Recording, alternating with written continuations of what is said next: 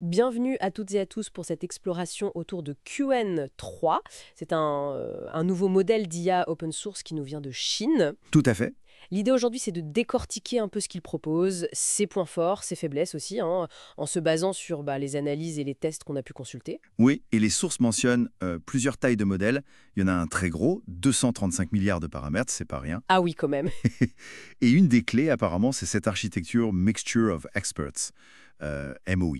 On y reviendra peut-être. D'accord. Mais déjà, ça donne l'impression d'un projet assez pro, bien suivi, avec une présence en ligne, des benchmarks, tout ça. Alors, justement, parlons concret. L'interface utilisateur, elle est décrite comme simple, un peu comme ce qu'on connaît déjà. Oui, rien de révolutionnaire de ce côté-là. Mais il y a des petites choses qui intriguent. Ce système de pensée, par exemple. On pourrait ajuster l'effort de réflexion du modèle. C'est ça l'idée, oui. Un budget de réflexion, en quelque sorte. Et puis, il y a cette fonction artefact. Là, on n'est plus juste dans le texte. L'idée, c'est de créer du contenu interactif, du code, des visualisations. Exactement. C'est ça qui est intéressant. Ça va un peu plus loin que la simple génération. C'est l'IA qui crée des outils, en fait. Même si on va voir que c'est pas toujours parfait. Voilà. Les tests sur la génération de code via Artefact, justement, ils montrent un peu de tout. C'est-à-dire.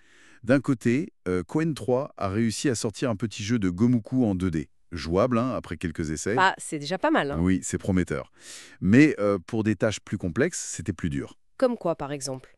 Un jeu 3D, même simple, ça n'a pas fonctionné, et pour une infographie, le rendu visuel était jugé vraiment basique. D'accord. Les sources suggèrent que d'autres modèles, genre Claude 3.5 ou 3.7, sont pour l'instant meilleurs sur le code. Ok, donc le code, c'est encore un peu en chantier, on va dire. Et pour le multimédia, l'image, la vidéo. Alors l'image, les retours sont plutôt bons sur la vitesse, c'est très rapide. Ah oui. Oui, et la qualité est jugée correcte, satisfaisante.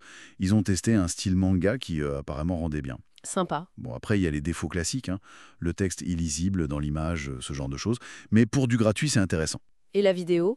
La vidéo, c'est beaucoup plus basique. Très court, qualité limitée. C'est plus une preuve de concept qu'autre chose pour le moment. D'accord. Bon, passons au raisonnement et aux comparaisons. Ça, c'est souvent là que ça devient intéressant. Oui, Il y a ce test sur les sociétés secrètes.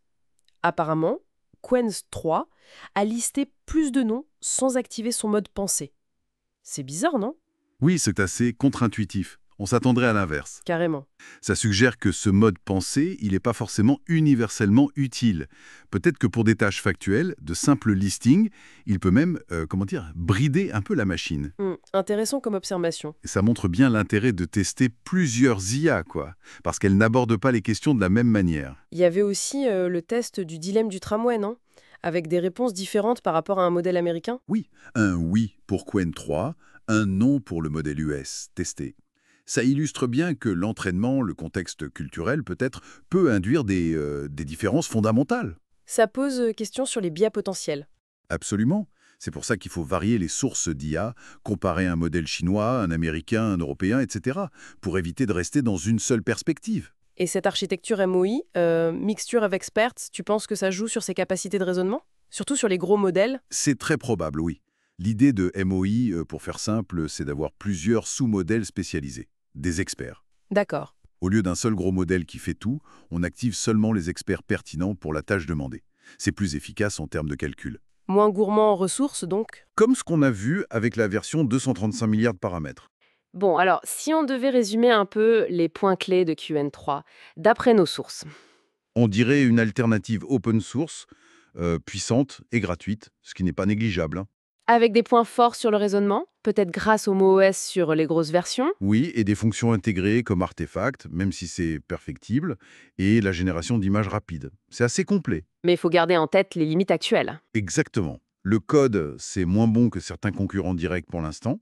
La vidéo, c'est très basique. Donc à surveiller. Oui. Et le message principal, vraiment, c'est l'importance de ne pas se fier à un seul modèle.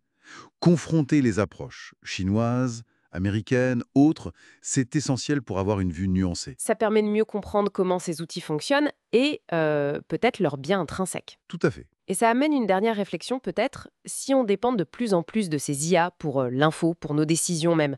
Comment est-ce que la diversité, ou au contraire le manque de diversité, Des modèles qu'on utilise pourraient, à terme, façonner notre vision du monde. C'est une excellente question pour la route, vraiment.